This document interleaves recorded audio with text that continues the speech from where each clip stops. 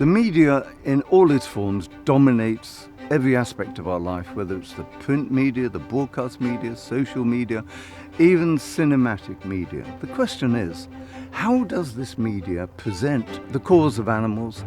How does it portray animals that suffer? And how does it depict those people who try to protect animals from exploitation? And this has been the topic of the 9th Summer School of the Oxford Centre for Animal Ethics at Merton College, Oxford, in partnership with the Brooks Institute for Animal Rights, Law and Policy.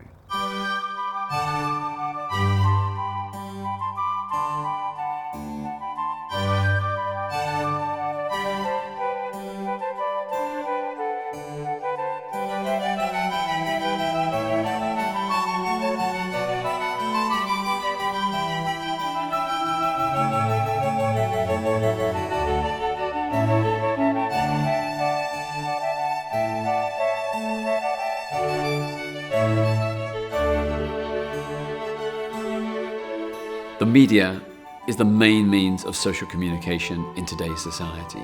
It's how you get a story about animal rights out to a wider audience of hundreds of thousands or even millions of people. So many of us get our information from news outlets, from Twitter, from social media.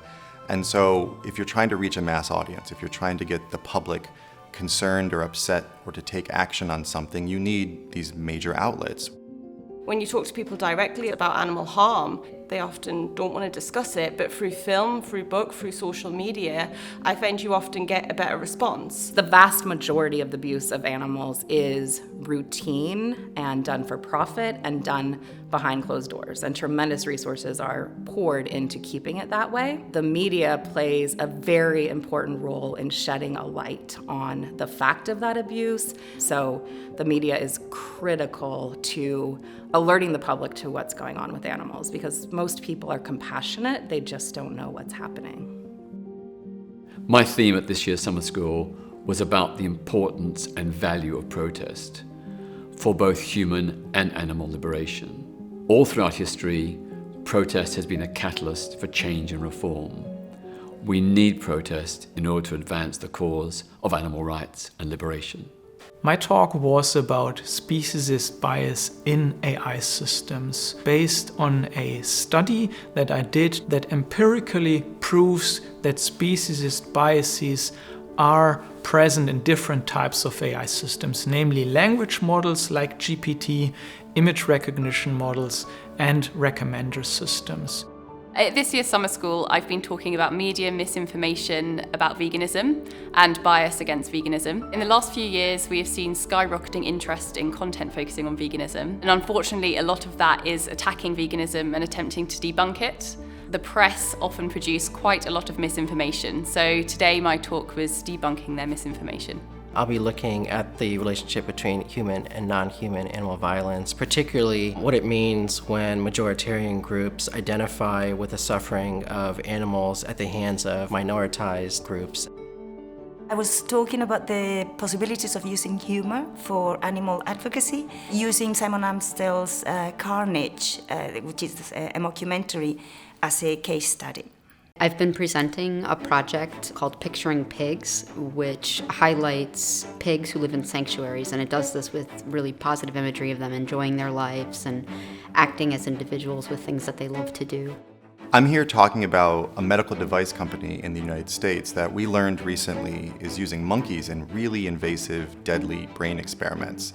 We uncovered these experiments, and we've been working with reporters over the last 2 years to bring attention to this issue and convince the company to end these experiments. At American Humane, we work with productions, and we're on the set to be the advocates for animals. That involves pre-production work, where we work with the production before they actually show up on the movie set. We work with them to try to help them understand how they can achieve what their goal is while still keeping the animals safe.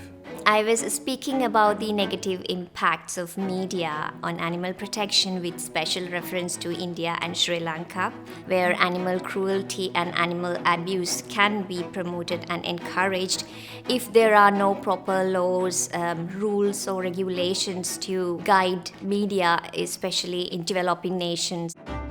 I'm presenting on canned photography at the summer school, and that is a term that I've coined to describe photographs of apparently wild animals that are actually taken in captivity at what are referred to as photography game farms.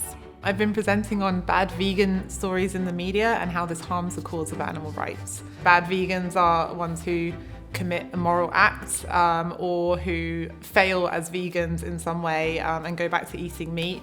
And the media really likes these. It presents individuals that people can either hate or identify with, and that can confirm their belief that they're right in eating meat. I was presenting about the question whether dairy cows are depicted in Austrian print advertisements. And I found out that they are not depicted at all. They are invisible, and that's a problem. Because if cows are invisible, milk becomes self-evident.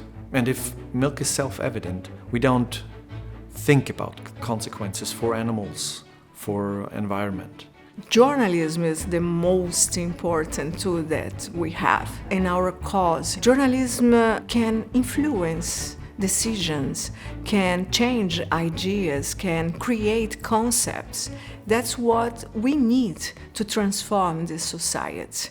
We need to be united, connected. And that's why I'm proposing International Animal Rights Journalists Association.